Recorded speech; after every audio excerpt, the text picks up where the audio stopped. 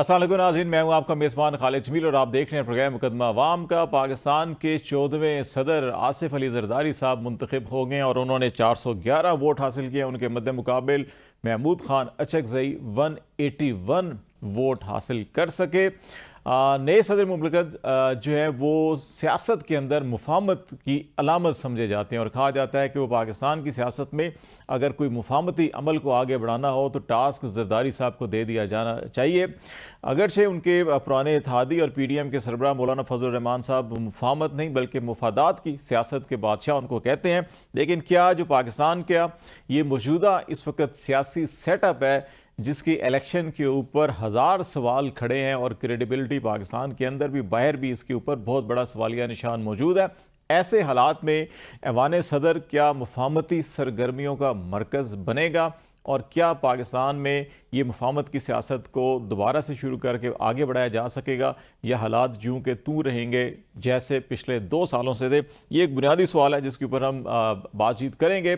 Doctor Abdul Basit साहब हमें join कर रहे हैं, सीनियर सफारतकार रहे हैं, हमारे साथ प्रोग्राम भी यहाँ पे ABN में टीम का हिस्सा है, एक डिसाइफर प्रोग्राम भी करते हैं और इनके साथ साथ उमर दराज गोंदल साहब हमारे ब्यूरो चीफ हैं लाहौर के, वो भी हमारे साथ हैं और ईसा नकवी भी थोड़ी देर में हमें ज्वाइन कर रहे हैं, हमारे सीनियर एंकर हैं। तो इन्हीं मौज़ूआत के ऊपर बातचीत करेंगे। बासित साहब आपकी तरफ मैं आ जाता हूं कि एक तो पहले ये बताइएगा, सारा इलेक्शन प्रोसेस हो गया, हम इलेक्शन ट्रांसमिशन में भी ये बात किया करते थे कि जो सेटअप बनेगा उसके बाद पाकिस्तान ये सियासी माशी जो चैलेंजेस है उससे निकलेगा नहीं निकलेगा।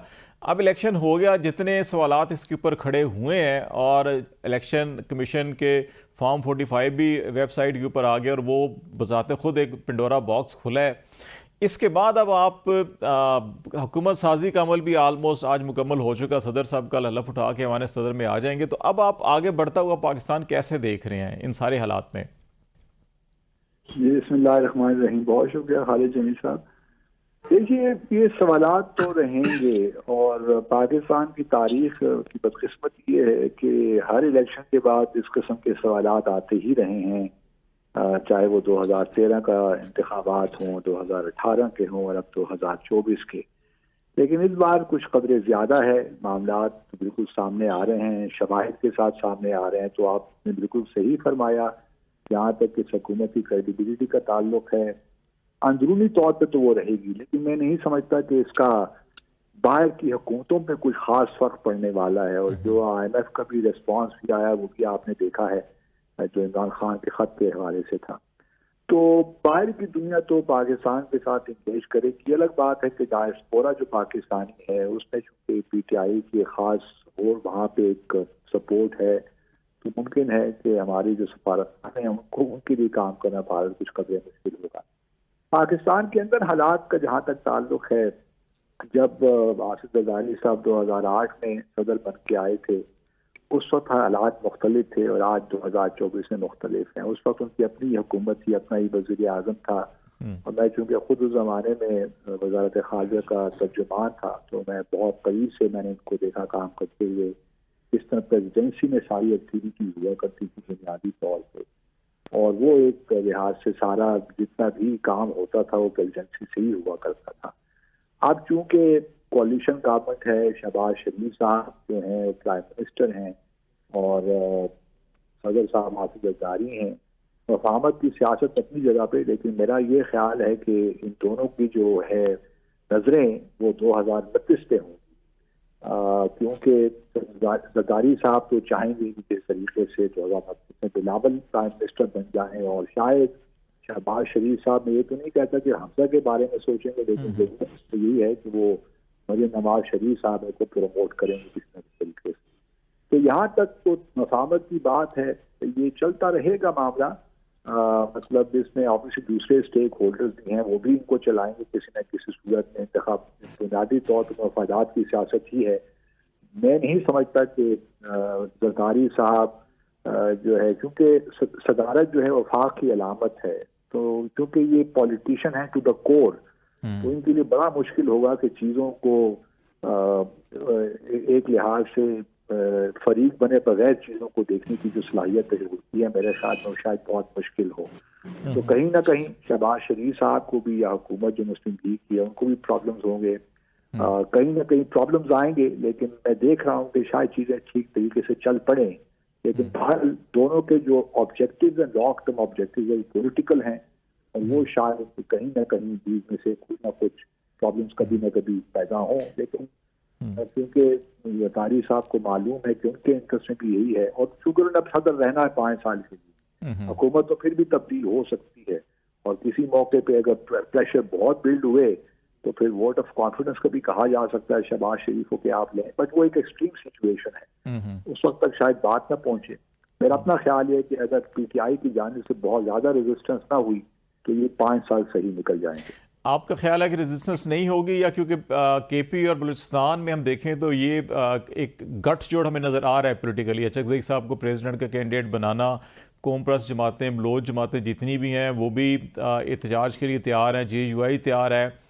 केपी में गवर्नमेंट इनकी अपनी है PTI की, तो वो तो तमाम मशीनरी को इस्तेमाल करेंगे प्रेशर बढ़ाने के लिए वफाक के ऊपर, और GDA सिंध के अंदर JUI वहाँ से क्रिएट कर रही है प्रॉब्लम और प्रेशर। तो इंटरनली ये सारी चीज़ें जो है कि आप समझते हैं कि स्मूथली हुकूमत को चलने देंगे, या बहुत से लोगों का ख्याल है कि शायद ये हुकूमत भी 6 महीने साल की मेहमान है, इससे ज़्यादा नहीं है? जी हाँ, कुछ लोगों का ख्याल ही है कि मैक्सिमम 2 साल इस हुकूमत को लोग दे रहे हैं। लेकिन देखिए, जब तक इमरान खान कैद में है ना, पाबंद सलासल हैं, मैं नहीं समझता कि तहरीक इंसाफ में वो जान पड़ सकती है मज़ामत की। जहां तक JUI का ताल्लुक है, मौलाना फजल रहमान साहब इस वक्त ऑब्वियसली नाराज हैं, क्योंकि वो खुद भी सदारत के शायद उम्मीदवार थे, या कुछ उनकी और भी डिमांड थी, और उनको भी एक लिहाज से रिगिंग के हवाले से बहुत शिकायत हैं, खास तौर पे KP में। तो JUI, लेकिन फजल रहमान साहब की जो मुलाकात हुई नवाज शरीफ साहब के साथ, वो इस बात का भी इंदिया देता है कि बिहाइंड द सीन कुछ ना कुछ मौलाना साहब के साथ डिस्कस हो रहा होगा, ताकि वो उस मुजामत की जो एक लिहाज से PTI कोशिश कर रही है कि कैसा अलायंस बन जाए रेजिस्टेंस का, शायद मौलाना साहब को उससे दूर रखें। और अगर मौलाना साहब उससे दूर हो गए तो फिर मैं नहीं समझता कि GDA या फिर PTI के पास कोई, जब तक इमरान खान बाहर नहीं आते उस वक्त तक बहुत मुश्किल लगता है। और अगर ये इकोनॉमिकली को डिलीवर कर लेते हैं, पहले 3-6 माह में, अब रमजान का महीना भी आ रहा है, उसमें कुछ डिलीवर कर लेते हैं, कुछ इन्फ्लेशन है उसको कंट्रोल कर लेते हैं, कुछ सब्सटैंटिव चीजें दे देते हैं, तो फिर शायद एक लिहाज से लोग कहें कि जी अब आगे बढ़िए, अब इसमें पाकिस्तान को क्राइसिस की सिचुएशन, अब फिर हम 5 साल क्यों उन चीजों में गुजारें, तो let's wait for the next election. तो ये मुमकिन है, अब थोड़ी बहुत स्टेबिलिटी मुल्क में आती है तो फिर लोग, अवाम उन्नास भी यही सोचती है कि अब ठीक है ये काम करेंगे, आगे बढ़िए, पीछे क्या देखना है। लेकिन मच डिपेंड्स कि इमरान खान का क्या फेट होता है, उसके साथ किस तरह डील करते हैं उनके साथ, आया उनको छोड़ते हैं या बेल पे वापस आते हैं, जेल में रहते हैं। तो जब तक वो जेल में है, मुझे नहीं लगता कि बाकी जो PTI की क़यादत जिस वक्त बाहर है उसमें इतनी एनर्जी है या इतनी एक विजन है, या कि वो PTI की अगर मूवमेंट चलती है रेजिस्टेंस को उसको किसी हद तक लेकर जा सके आगे। क्योंकि बहुत मामला अब 9 मई के बाद खास तौर पे हालात उस तरह नहीं रहे जिस तरह के PTI के लोग शायद चाहते हों। अब जमीनी हकाइक भी बदल गए हैं, और मैं समझता हूँ कि अब ये जो हुकूमत है, अगर अगले आने वाले 3-4 माह में कुछ डिलीवर कर दिया तो चीजें ठीक रास्ते पे चल पड़े। चलिए ठीक है, बहुत शुक्रिया। बासित साहब हमारे से बातचीत कर रहे थे। उमर, आपकी तरफ मैं आता हूँ। एक बुनियादी सवाल जो है कि बड़ा इंटरेस्टिंग से एक सिचुएशन बनी है कि महमूद खान अचकज़ई जो है कि वो बलूचिस्तान से तल्लुक़ रखते हैं, और वहाँ बलूचिस्तान असम्बली से एक वोट नहीं मिला उनको, और जिसको पंजाब को हमेशा हमारे चाहे वो पख्तून या बलोच जो कौम परस्त जमातें इवन सिंध के अंदर भी पंजाब को बड़ा टारगेट करती रही हैं हमेशा से, लेकिन पंजाब के अंदर से पूरे 100 वोट मिले हैं इनको। तो ये सारा इस मामले को कैसे देख रहे हैं आप? ये बड़ा ही दिलचस्प पहलू है, और बड़ा आपने दिलचस्प नुक्ता उठाया है कि पंजाब में अचकज़ई साहब जो उनकी स्टैंडिंग है, जो उनका तारुफ है, वो हम सब जानते हैं, और इसी वजह से सुन्नी इत्तेहाद काउंसिल ने उनको अपना उम्मीदवार भी चुना था। जाहिर है एक मैसेजिंग थी, एक क्लियर सिग्नल था कि वो क्यों उनको उम्मीदवार चुन रहे हैं। और फिर पंजाब में कोई एक वोट भी तहरीक इंसाफ का कम नहीं हुआ। मैं उसकी मिसाल यूं देना चाहता हूं कि आप देखिए 103 वोट पड़े थे उनको उस दिन, जहां पे आप कहते हैं कि कायदे-ए-अवान का इंतखाब होना था, और इसी तरह से उनके आज 100 वोट पूरे थे उस लिहाज से। दूसरी जानब अगर आप देखेंगे तो मरियम नवाज को 250 वोट पड़े थे, लेकिन आज 246 है, 4 वोट वो है। अगर मुस्तरद वाली अगर आप मिला लें सारा कुछ तो तकरीबन कमोबेश वही है, जिसका मतलब है पंजाब में कोई वोट सुन्नी इत्तेहाद काउंसिल का नहीं टूटा, जो उनकी नंबर गेम थी वो पूरी थी। इसी तरह से जो बाकी नताइज भी अब तक हम देखे हैं या जो ऑफिशियल रिजल्ट आ गया है उसके मुताबिक बलूचिस्तान के उम्मीदवार को बलूचिस्तान के अंदर वोट नहीं पड़ा। हमने देखा जब सारी संजरानी साहब चेयरमैन सेनेट आए थे तो हमने सुना था जी वो बलूचिस्तान की महरूमियां दूर करने के लिए उनको चेयरमैन सेनेट का कैंडिडेट जो है वो नॉमिनेट किया गया। इस बार सुन्नी इत्तेहाद काउंसिल ने वहां से कैंडिडेट दिया और फिर पंजाब से इस बार कोई उम्मीदवार नहीं था, एक सिंध से थे और एक जो है बलूचिस्तान से थे। तो बलूचिस्तान वालों को पंजाब वालों ने वोट दिया है, लेकिन उनको बलूचिस्तान वालों ने नहीं दिया, या क्यों नहीं दिया जाहिर है वो वहीं से पता चल सकता है। तो ये एक सेंटिमेंट है पंजाब के अंदर, हमने 8 फरवरी को भी देखा है। और अगर आप तहरीक इंसाफ के दौर में भी देखेंगे, जो मुस्लिम लीग नून का उस वक्त का नारा था वोट को इज्जत दो, उस दौरान अगर आप देखेंगे तो जितना भी जिमनी इलेक्शन था जो मुस्लिम लीग नून क्लेम भी करती थी उसमें उनको बढ़तरी थी। तो पंजाब में एक सेंटिमेंट तो है, अब उसको कोई एक्नॉलेज करे या ना करे।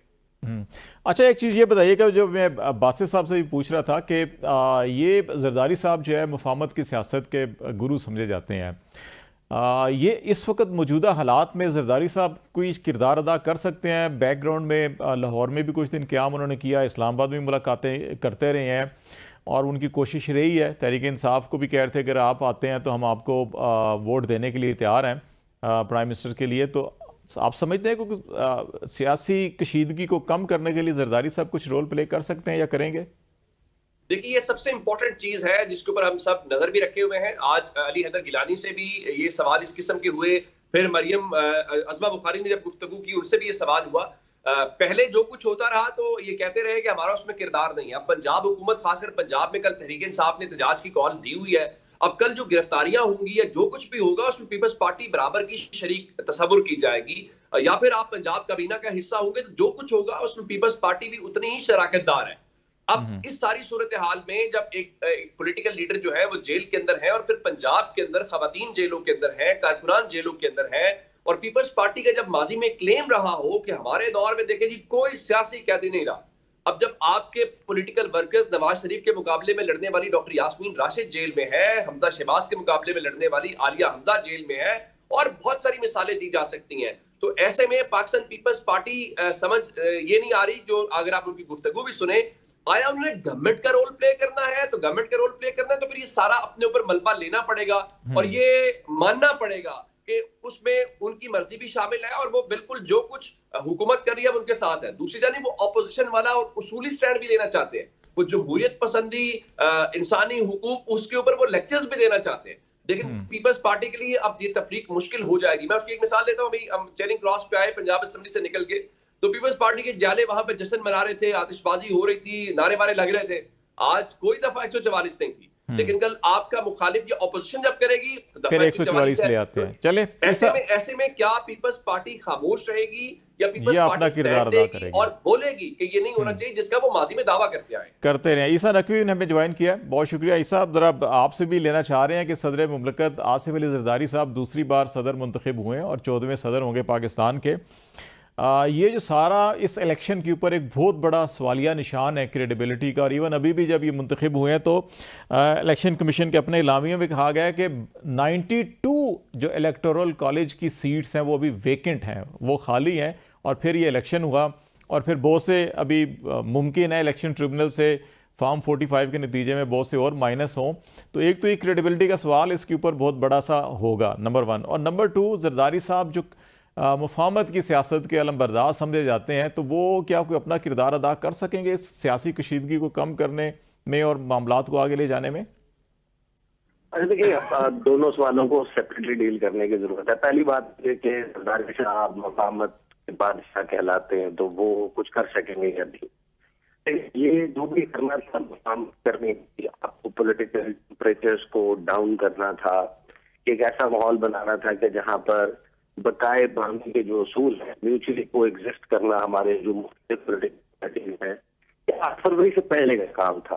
अब 8 फरवरी हो चुका है। अब 8 फरवरी के बाद ये तवक्को रखना है कि इस जमात को गिराने के लिए हम सब मिलकर जो कुछ किया और अपनी आंखें बंद रखें, तो अब हम उसको कहेंगे, लेवर करेंगे और कहेंगे कि आप हमारे साथ। मुझे लगता है कि बहुत मुश्किल काम है। यानी अगर आप 8 फरवरी से पहले ये सब कुछ कर लेते, आप टेबल पर बैठ जाते, एक मतलब rules of the game set कर लेते, इलेक्शन बुलाने से पहले 9 मई के जो वाकयात हैं उस पर जिसकी जो सजा बनती है देने के बाद पार्टियों को रिहा कर देते और एक सिंपल होता और एक में मुकाबला होता, किसी के हाथ मलते ना होते, कुछ पोलिटिकल विक्टिमाइजेशन ना होती, इंटरनेट बंद ना होता और फिर जिसकी जितनी सीटें आती उसको उसके मुताबिक वहां हुकूमत बनाने दी जाती। उस सूरत में आगे चलने का रास्ता था और सारे लोग ऑन बोर्ड आ सकते थे। लेकिन 8 फरवरी तक सबके ऊपर बैठे रहना और 8 फरवरी के बाद ये तवक्को रखना कि अब सारे इकट्ठे हो जाएंगे, मिसाके मुहाबत हो जाएगा, मिसाके जमहूरियत हो जाएगा, मिसाके मईशत हो जाएगा, I think it is late for that. अभी तो ये जो सियासी लड़ाई है ये पर पख्तूनख्वा में देखना करने नहीं गए। प्राइम मिनिस्टर को प्रोटोकॉल ये है कि प्राइम मिनिस्टर दौरे के ऊपर आ रहा है सूबे के तो वो रिसीव करेंगे, बल्कि उनको अकम्पनी करेंगे, जो भी उनके साथ जाएंगे, उनको ब्रीफ देंगे। तो ऐसा तो नहीं हुआ और अब गंडा पूछे तो वो ये कहते हैं कि मैं नहीं करूँगा चोरों से और हुकूमत का राब्ता होगा वफाक के साथ ही, ये नहीं होगा। तो एक तो ये बात हो गई। दूसरा, सॉरी आप दोबारा अपना वो जो first part of the question है वो सबसे बड़ा सवालिया निशान है ना, इलेक्शन के ऊपर खुद बहुत बड़ा सवालिया निशान है। और फिर बहुत से लोगों का ख्याल है कि शायद ये गवर्नमेंट 6 महीने, साल, 1.5 साल चलेगी, कुछ कॉन्स्टिट्यूशनल अमेंडमेंट करवाई जाएंगी जिसमें अपने तमाम पिछले 2 सालों के गैर कानूनी गैर आइनी इकदाम को तहफ़्फ़ुज़ दिया जाएगा और कुछ मज़ीद शायद अमेंडमेंट 1-2 दरकार हैं वो करके तो फिर इसको चलता कर दिया जाएगा। तो वो आप देख रहे हैं कुछ ऐसी सिचुएशन?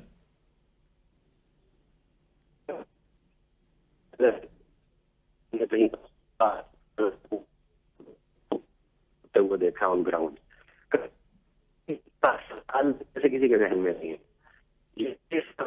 ये देखें। और इंटरनेशनली भी क्रेडिबिलिटी जरूर है, लेकिन अगर हमारे पास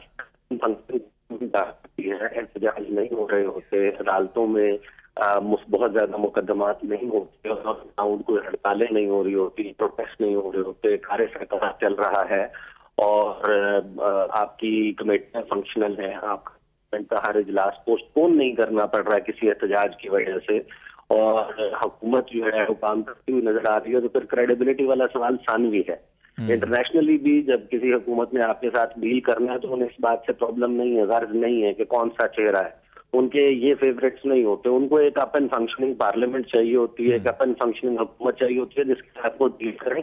अगर ये वो इस्टेब्लिश करने में कामयाब हो जाते हैं, एहतजाज का कोई दायरा नहीं बढ़ता, नहीं वसी होता और डेली बेसिस के ऊपर रखने नहीं आते, तो फिर ये क्रेडिबिलिटी का सवाल तो सानवी हो जाएगा। लोकली एक बहुत बड़ा मैटर है कि यहाँ पर अगर आप समझते हैं कि एक जो पार्टी है यानी आप तहरीक इंसाफ के क्लेम को दुरुस्त ना भी माने तो भी जो सिंगल लार्जेस्ट पार्टी है उसके तौर पर तो पीटीआई के बैक कैंडिडेट सामने आए हैं। अब आप उनको चाहे सुन्नी इत्तेहाद काउंसिल कह लें, आप उनको तहरीक इंसाफ कह लें, आप उनको आजाद कह लें, तो जो सिंगल लार्जेस्ट पार्टी है जिसके पास सबसे ज्यादा पाकिस्तान में सपोर्ट बेस है, तो वो लोग तो तस्लीम नहीं करेंगे। तो लोकली क्रेडिबिलिटी का क्वेश्चन बहुत ज्यादा मैटर करता है। और तीसरी बात ये कि अब इनके पास नंबर पूरा हो गया है तरामीम का, तो कुछ होता है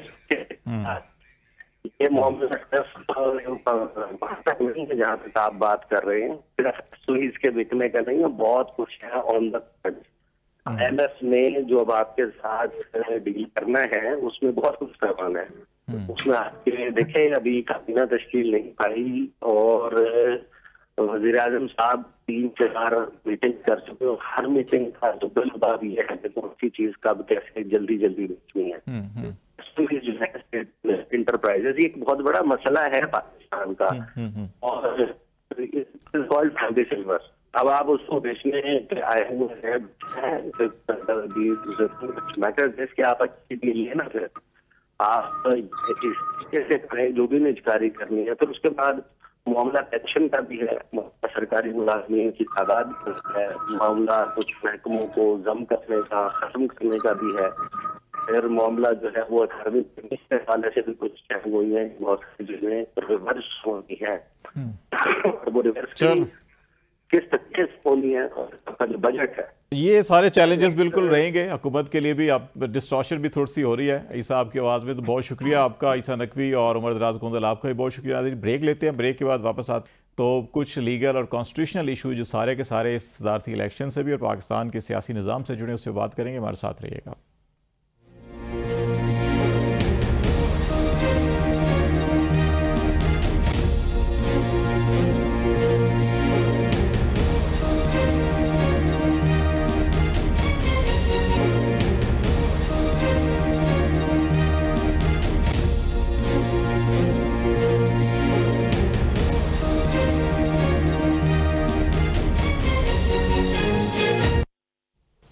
वेलकम बैक नाज़रीन। प्रोग्राम के इस हिस्से में बातचीत करेंगे। हुकूमत साजी का अमल आलमोस्ट मुकम्मल हो चुका। बहुत से सवालात इलेक्शन के ऊपर, बहुत से सवालात पार्लियामेंट असम्बलियों के ऊपर अपनी जगह बरकरार हैं। शुएब शाहीन साहब हमें ज्वाइन कर रहे हैं प्रोग्राम के इस हिस्से में। पाकिस्तान तहरीक इंसाफ के सीनियर रहनुमा हैं और कानूनदान भी हैं। शुएब साहब अस्सलाम वालेकुम। और ये ज़रा बताइएगा कि कल सदर मुमलकत जो है आसिफ अली जरदारी साहब अपने मनसब का हलफ उठा लेंगे और हुकूमत साजी का अमल कंप्लीट हो चुका। आप अभी भी कह रहे हैं जी कि हुकूमत आपका हक था, आपने 2/3 मेजॉरिटी हासिल की हुई है, पंजाब में भी, केपी में भी, मरकज़ में भी। तो अब आप आगे क्या लाएअमल देख रहे हैं, मुल्क को किस तरफ देख रहे हैं और आप खुद कहाँ पे खड़े होंगे और क्या करेंगे? देखिए जी, बड़ी बड़ी वाज़ेह बात है, सिंपल। अगर आपने फॉर्म 45 का ऑडिट नहीं कराया, आपने रिजर्व सीट्स का फैसला नहीं होने दिया, स्टे के बावजूद उन लोगों को आपने वोट दे दिया, तो इससे तो बड़ी वाज़ेह है कि जिन लोगों ने डाका जनी के ज़रिए हमसे सीटें छीनी हैं, उनको हम किस तरह लेजिटिमेट और इलेक्टेड लोग तस्लीम कर लें। जिस बिल्डिंग की बुनियाद ही गलत हो, मुझे बताएं, गारे और रेत से आप बनाएं एक बुनियाद, उसके ऊपर लंबी बिल्डिंग खड़ी कर दें और बेहतरीन कर दें, वो तो वजूद में नहीं आ सकती। और जिस तरह देखें, कासिम सूरी की रूलिंग को जब ख़त्म किया तो वो जो डिसॉल्व असम्बली थी उसको भी रेस्टोर किया। हमारा मुतालबा तो ये है कि हम इंशाल्लाह कल सुप्रीम कोर्ट में भी जा रहे हैं। हमारा मुतालबा तो बड़ा सिंपल और वाज़ेह है, और वो ये है कि आप इसमें जो कुछ कर रहे हैं ये सब गलत है, अनटिल एंड अनलेस कि जब तक उसका फॉर्म 45 का ऑडिट ना करा लें। और उसके नतीजे में देखें, सुप्रीम कोर्ट ने, इलेक्शन कमीशन ने हमारे साथ पहले बड़ी ज्यादती की, हमसे बल्ले का निशान छीन लिया, मगर ये सब कुछ के बावजूद हम 2/3 मेजॉरिटी से जीत गए हैं। पूरे मीडिया ने हमें दिखाया हम जीते हुए हैं, और जिस अंदाज से हमें हराया गया, जिस भोंडे अंदाज से, यानी 70 अरब रुपए के खर्चे को उठा करके एक 20 रुपए की बॉल पॉइंट ने उठा करके उस रिजल्ट को रद्दी की टोकरी में फेंक दिया। रिजल्ट कहलाता है form 45, section 90, section 92, section 95 of the election act 2017। वो कहता है रिजल्ट वो होता है जो फॉर्म 45 होता है। मगर जो फॉर्म 45 हमारे पास है और उसके अंदर जो टेम्परिंग जिस मोटे अंदाज से करके इलेक्शन कमीशन ने उसको वेबसाइट पे 26 दिन बाद जारी किया और 3 घंटे के अंदर वापस उसको डिलीट कर दिया, तो मेरा ख्याल है कि ये एक सबक आमोज बात है उन तमाम मुख्तदर तबकों और हलकों के लिए, और इलेक्शन कमीशन के लिए भी, और सुप्रीम कोर्ट के लिए भी। इस तरीके से जो भी इक़्तिदार में आएगा, ना सिर्फ वो मशकूक होगा, वो नाजायज़ होगा, वो गलत होगा, वो डाका ज़नी के ज़रिए इक़्तिदार छीना गया होगा उन अवाम के असल नुमाइंदों के हाथों से जिनको इलेक्ट किया है अवाम ने। मैं आपके सामने अवामी इलेक्टेड MNA बैठा हूँ, 1,05,000 वोट लिया है, और जो मेरे से आधे भी वोट से भी कम वोट लिए हैं जिसने, उसको उठा करके MNA बना दिया गया। और वो जिस अंदाज से बनाया गया वो सब आपके सामने है, पूरा रिकॉर्ड आपके पास आ चुका है, मेरे पास है। और जो फोर्जरी हुई है उसके जिम्मेदारान को आपने कुछ भी नहीं कहा, और जो उसके सूरतकार हैं उनको कुछ नहीं कहा। इलेक्शन कमीशन जराइम की आमाजगाह बना हुआ है। रिटर्निंग ऑफिसर्स ने जो तूफान बदतमीजी और करप्शन के रिकॉर्ड कायम किए हैं और फोर्जरी के रिकॉर्ड कायम किए हैं, वो सारी दुनिया ने देखे, पूरा इंटरनेशनल मीडिया ने देखा, बल्कि दुनिया चीख उठी है।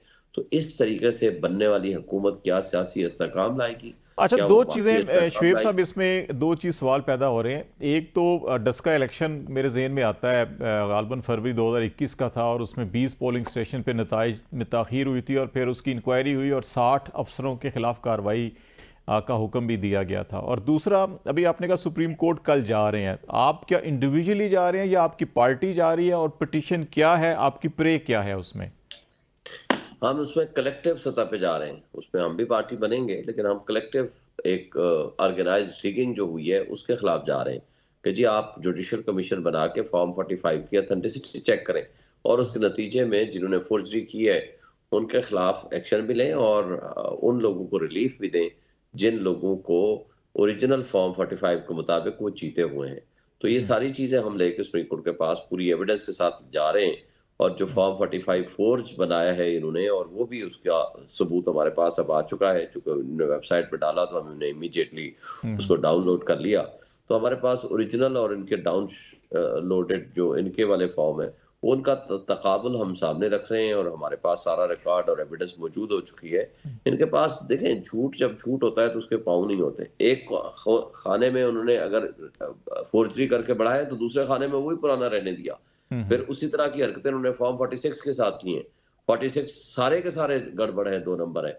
ओरिजिनल कहीं है, उसके अंदर फिर फोर्जरी करके उसके अंदर कुछ और लिख दिया।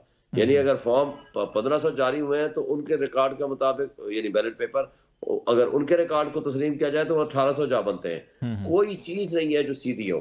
तो मेरा ख्याल है कि इसके ऊपर भी अगर सुप्रीम कोर्ट हमें नहीं रिलीफ देती तो फिर हम अल्लाह ही हाफिज है। फिर आप कितने पुरुमीद हैं, क्योंकि इसमें देखें कि एक पहला अप्रोप्रिएट फॉर्म आरओ होता है जो स्टेज गुजर गई, फिर इलेक्शन कमीशन है, फिर इलेक्शन ट्रिब्यूनल है और फिर आप अपील में जा रहे हैं।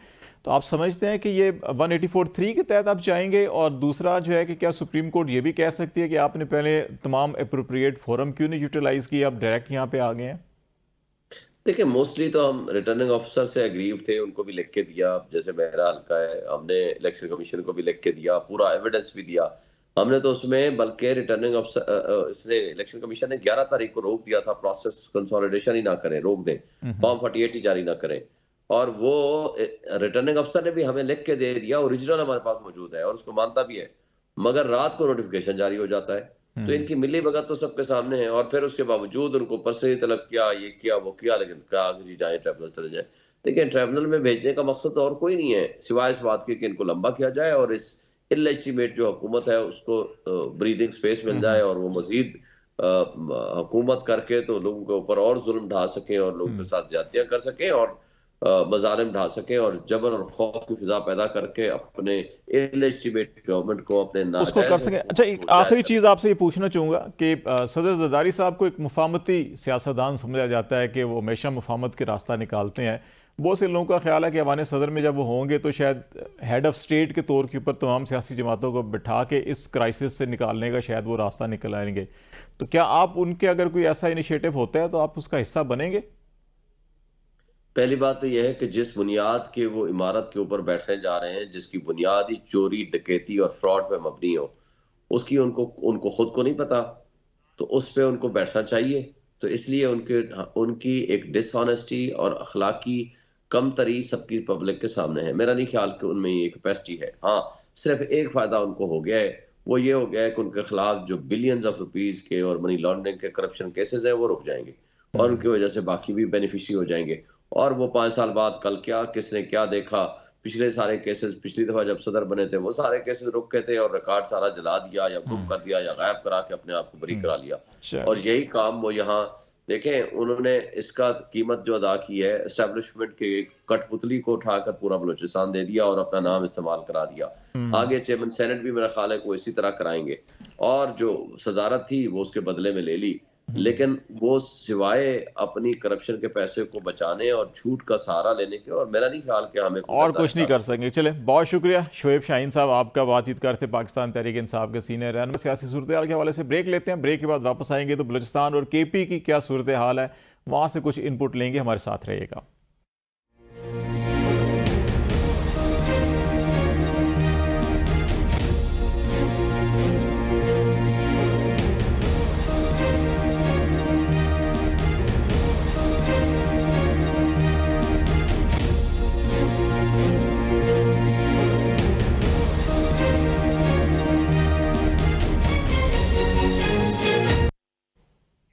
वेलकम बैक नाज़रीन। प्रोग्राम के इस हिस्से में हम बातचीत करेंगे खैबर पख्तूनख्वा और बलूचिस्तान में क्या सूरत हाल रही और जो नया सियासी मंजरनामा होगा उसमें हुकूमतों को क्या चैलेंजेस होंगे और जो सदारती इंतखाब है इसके हवाले से भी हम इनपुट लेंगे। पेशावर से हमें ज्वाइन कर रहे हैं हमारे ब्यूरो चीफ फरीदुल्लाह खान साहब, और कोयटा से हमें सीनियर जर्नलिस्ट शहजादा जुल्फ़िकार ज्वाइन कर रहे हैं। बहुत शुक्रिया आप दोनों का।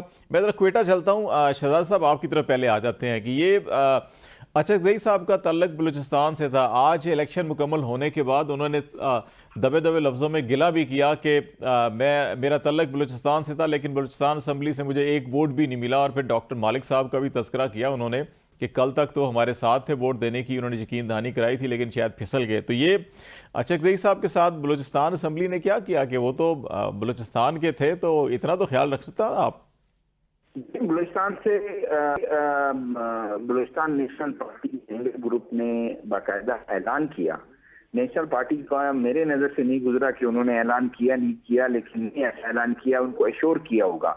लेकिन यहाँ पर तो बाकायदा उन्होंने ऐलान किया बीएनपी ने और सरदार अख्तर महंगल की, क्योंकि एक भी सीट यहाँ पर नहीं है, तो इसलिए वो शायद उन्होंने नेशनल पार्टी में नेशनल असेंबली में उनको वोट किया और सेनेट में उनको वोट किया। लेकिन यहाँ पर खुद अचकज़ई साहब के जो है उनकी अपनी पार्टी के कोई वोट नहीं है। आवामी नेशनल पार्टी के इधर 3 हैं, जो पश्तून नेशनलिस्ट हैं वो भी कॉम्परस हैं, उन्होंने उनको वोट नहीं किया।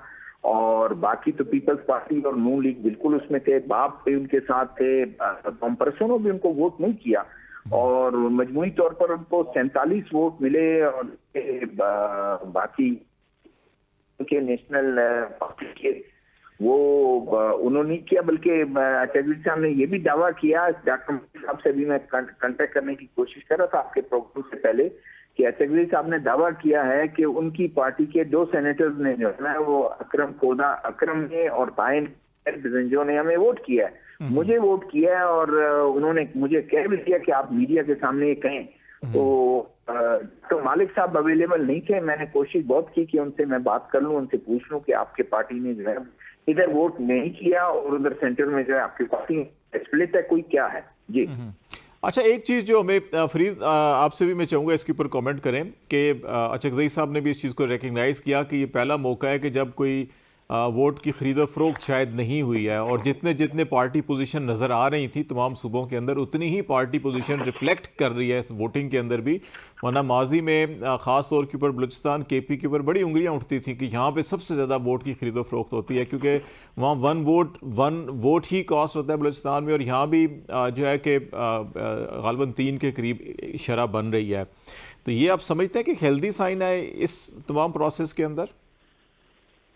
बहुत शुक्रिया खालिद जमील साहब। इसका अंदाजा तो आने वाले सेनेट इलेक्शन में लगेगा ना। और ये तो यहाँ तो वाज़ेह था, महमूद खान अचकज़ई का यहाँ कोई पार्टी नहीं है, कोई वोट बैंक नहीं है।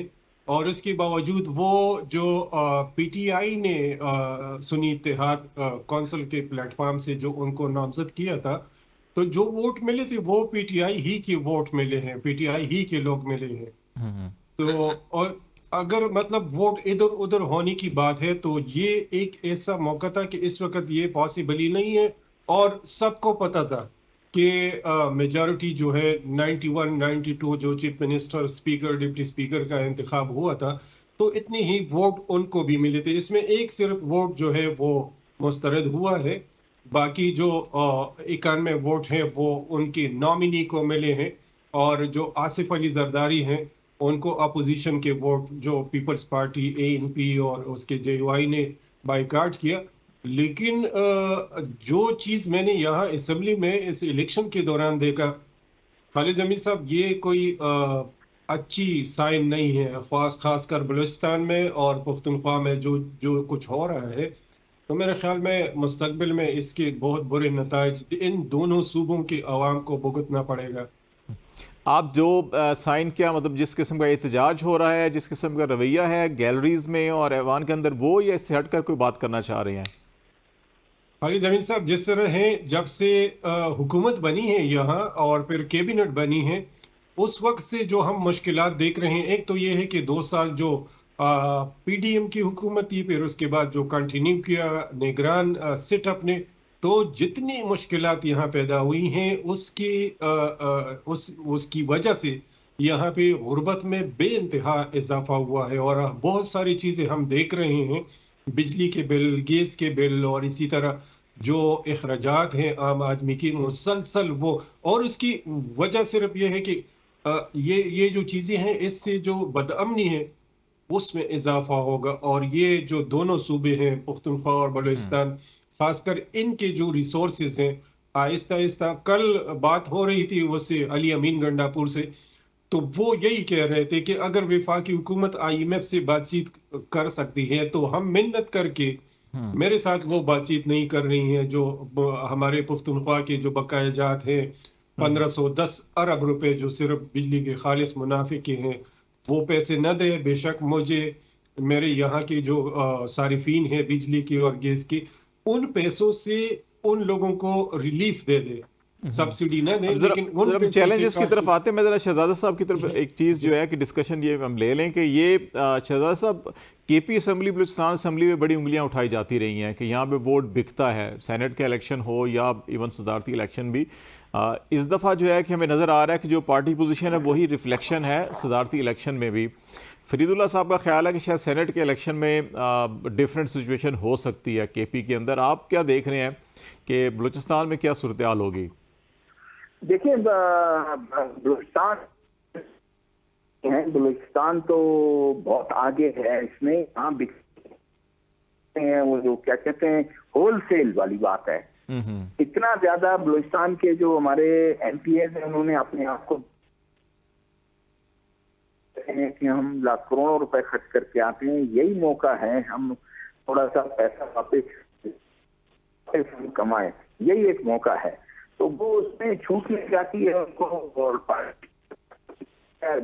अभी मुझे बताएं कि इमरान खान साहब एक कादिर साहब को उन्होंने वो टिकट दे दिया और अरकान असम्बली थे, उन्होंने नाराज हुए, उन्होंने कहा हम इनको वोट नहीं करेंगे, आपने गलत किया, ये तो बाहर से एक बंदा आपने मंगा के किया है, उसको ये गलत है। उन्होंने टिकट वापस ले लिया और वो बंदा यहाँ पर किसी का उसने का कोई परवाह नहीं है। 11 वोट उसने हासिल किए, मुबैना तौर पर 70 करोड़ रुपए उसने खर्च किए। वो ठेकेदार है, बहुत बड़ा ठेकेदार है। तो इस तरह चेयरमैन सेनेट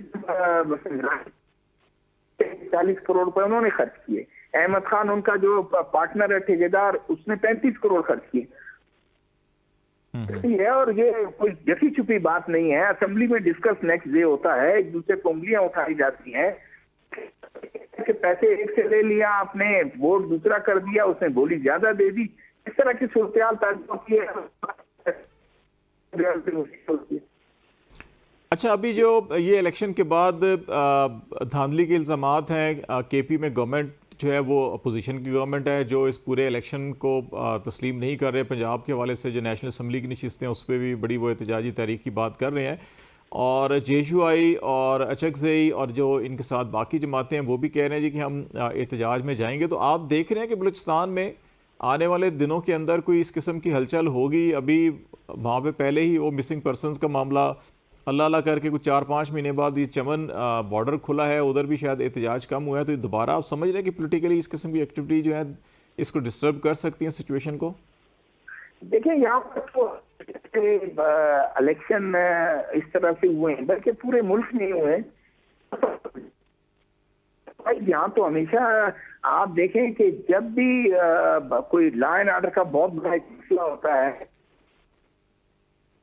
कंपाउंड था उस पर अटैक हुआ गालिबन 2021 या 20 में, और या पंजगूर के सेम डे हुआ। उसके बाद जब चीफ जनरल बाजवा आए तो वहां पर जब वो लोगों से मिले, नोटेबल से मिले, 99%, 98% लोग ये डिमांड कर रहे थे कि लॉ एंड ऑर्डर उस वक्त सही होगा अगर आप मुदाखलत ना करें और आप सिलेक्टेड लोगों आप छोड़ दें इलेक्शन जो है, आपको खौफ है, खतरा है, आप छोड़ दें, कॉन्फ्रेंस आ जाए, क्या फर्क पड़ता है। कॉन्फ्रेंस पाकिस्तान के झंडे को तस्लीम करता है, कॉन्फ्रेंस जो है पाकिस्तान के आइन को मानता है, वो असेंबली में आपके खिलाफ बात करेगा ना, लेकिन मुल्क के खिलाफ तो बात नहीं करेगा। तो ये इस तरह की चीजें तो बहुत पहले भी होती रही हैं और ये कोई नई बात नहीं है। और इस इलेक्शन में कुछ ज्यादा ही होगी। इस इलेक्शन में एक तजर्बा अपनाया कि कॉन्फ्रेंस जमातों को जरा थोड़ा सा पुश करो और मेन स्ट्रीम पॉलिटिकल पार्टीज को लाओ। 2018 में उसने तजर्बा किया कि बाप बलूचिस्तान अवामी पार्टी बनाई गई, उस इलेक्टेबल्स को सबको लेके आए। अब वो इलेक्टेबल्स कुछ नून में भेज दिए गए, कुछ पीपल्स पार्टी में भेज दिए गए, दोनों का इत्तेहाद हो गया। अभी भी तो बलूचिस्तान हुकूमत तो वही बाप की, बुगटी साहब बाप में थे, बाप से फिर केयर टेकर बने और केयर टेकर से एग्जैक्टली यही हुआ। तो वो मैंने वही कहा ना कि उनको कुछ को उधर भेज दिया, कुछ को उधर भेज दिया उन्होंने। अब दोनों ने मिलकर जो है ना गवर्नमेंट बनाई और उसके बाद गवर्नमेंट वो चला रहे हैं। जेयूआई को पहली दफा पता चला है, पहले हमेशा वो उन्हीं के उन पे कैंप में थे, पहली दफा उनको पता चला है कि भाई मुदाखलत हो रही है। तो आज या शायद उनको जो हिस्सा वो मांग रहे थे, जो एक्सपेक्ट कर रहे थे, वो नहीं मिला। अब वो जो है इस प्रेसिडेंशियल इलेक्शन से भी जो है वो बाइकाट कर रहे हैं, प्राइम मिनिस्टर के भी उससे वो कर रहे हैं, और अलग अलग बैठ के। तो आने वाले दिनों में जो आपका असल साहब, मुझे ऐसा लगता है कि आने वाले दिनों में जो कॉम्परस जमातें हैं, नेशनल पार्टी है वो भी जख्म खुर्दा है, अपने आप को समझती है, बीएनपी मैंगल जो है वो भी जख्म खुर्दा है। तो वो आने वाले दिनों में वो फिर इस एहतजाज में शामिल होंगे। अगर वो मोमेंटम गेन करता है और थोड़ी चीजें जाती हैं एहतजाज की तरफ, और उसके तो फिर हो सकता है कि वो बलूचिस्तान और केपी एक पेज पे हो सकते हैं। फरीदुल्लाह साहब, आपकी क्या असेसमेंट है कि पीटीआई ने महमूद खान अचकज़ई साहब को शायद सदारती उम्मीदवार नामजद भी इसीलिए किया था कि वो बलूचिस्तान के अंदर समझ रहे हैं कि उन्हें एक्सपोर्ट अगर मिल जाती है तो इन दो सूबों से प्रेशर क्रिएट किया जा सकता है। जीडीए और जेयूआई जमात इस्लामी सिंध में ऑलरेडी पहले ही काफ़ी एक्टिवली रोल प्ले कर रहे हैं। तो आप समझते हैं कि एक तरफ केपी में गवर्नमेंट होगी, इंतज़ामिया अपनी होगी, और दूसरी तरफ अगर ये सपोर्ट मिलती है तो यहाँ से कोई मोमेंटम बनाया जा सकता है, और इनके वफाक और सूबों के तल्लुकात कितने मावन और मददगार रहेंगे, या कशीदगी रहेगी जो कभी हमने 90s में पंजाब और मरकज़ में देखते थे, जब मरकज़ में पीएस पार्टी और पंजाब में मियाँ साहब होते थे।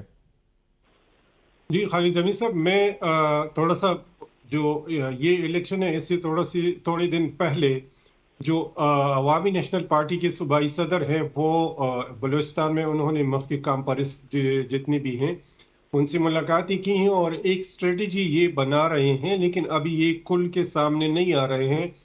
एन मुमकिन है कि मुस्तकबिल में ये आफ्ताब शेरपो, जिस तरह इलेक्शन में कोई भी सीट एडजस्टमेंट या इस तरह किसी और सियासी जमात ने नहीं की, लेकिन चारसदा में आफ्ताब शेरपो और एमल वली खान की 2 नशस्तों पर इन्होंने सीट एडजस्टमेंट की हैं, चारसदा के 2 कौमी असम्बली की।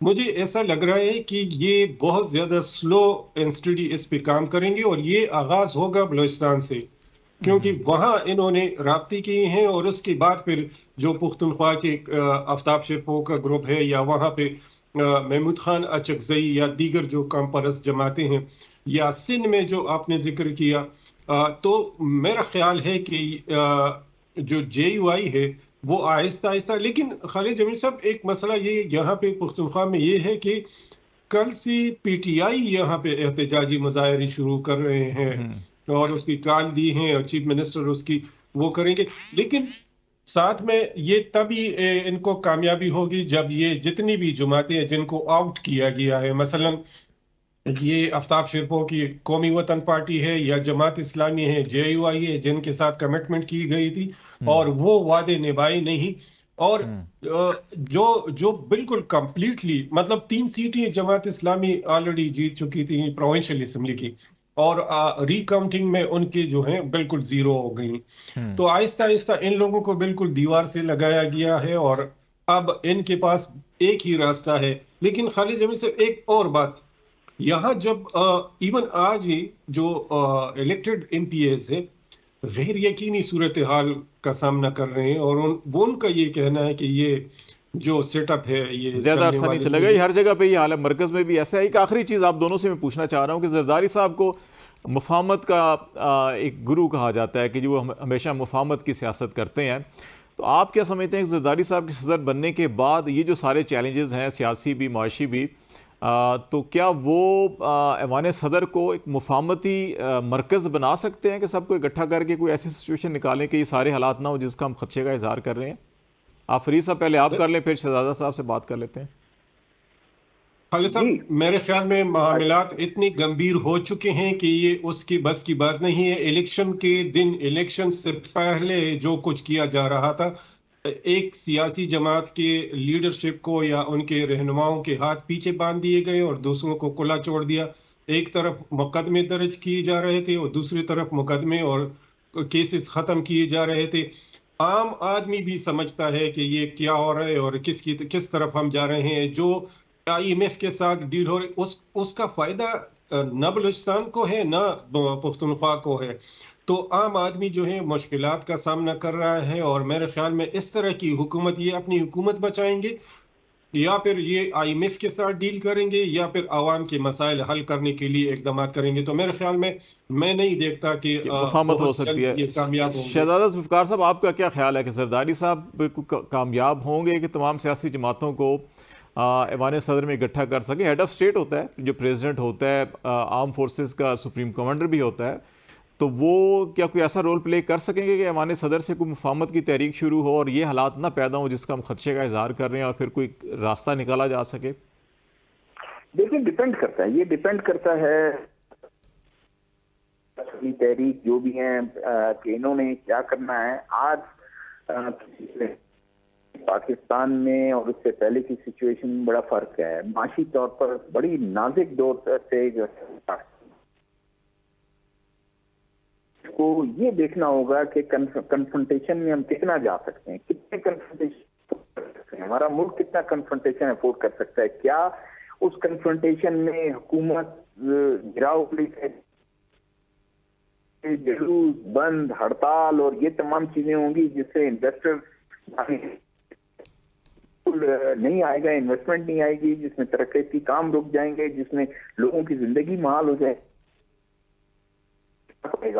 बाकी ये है कि वो तो पहले मेरे ख्याल प्राइम मिनिस्टर ने भी कहा कि आज पहले अपने नॉमिनेशन जितना आप आज आपको देता हूँ चार्टर ऑफ मुफाहमत पे हम बात कर रहे हैं, जरदारी साहब भी ये बात कर। देखें, अब अगर यही पीटते रहेंगे कि इलेक्शन में ये हो गया वो हो गया, वो तो हो गया, या अब प्रॉपर आपको फॉर्म आपके पास है, आपको को शायद वो हो नहीं सकेगा। जो तीसरी फोर्स है जो हम एस्टेब्लिशमेंट जिसको चाहेगी और अच्छी बात है, बानी PTI के जो बयान को मैं देखता हूँ मुफाहमत वाली बात है कि वो कहते हैं कि 9 मई के लोगों को कोर कमांडर का एलामिया आ गया ताकि उनको बिल्कुल करेंगे उनके खिलाफ। चीजें मुफाहमत की तरफ आगे बढ़ते हैं और हॉकिश आप प्रिवेल कर जाते हैं, इन्फ्लुएंस करते हैं और 2 एलिमेंट्स जो हैं इन चीजों को आगे अपने बढ़ना है। इन्हीं लोगों के साथ अगर आप बिल्कुल उनसे बात नहीं करेंगे, कल तक मौलाना के साथ आप इस तरह डेफिनेटली आज उनके साथ बैठे, इस तरह मेरे ख्याल में चीजें नहीं चल सकेगी। बिल्कुल रास्ता ये है कि मिलजुल के अगर आगे बढ़े तो ज़्यादा बेहतर सूरत हाल होगी। बहुत शुक्रिया शहजादा जुल्फ़िकार साहब, हमारे से बातचीत करते क्वेटा से सीनियर जर्नलिस्ट हैं, और फरीदुल्लाह खान हमारे पेशावर हमसे बातचीत कर रहे थे। आज तक के लिए इतना ही। खालिद जमील को इजाज़त दीजिए। अल्लाह हाफिज़।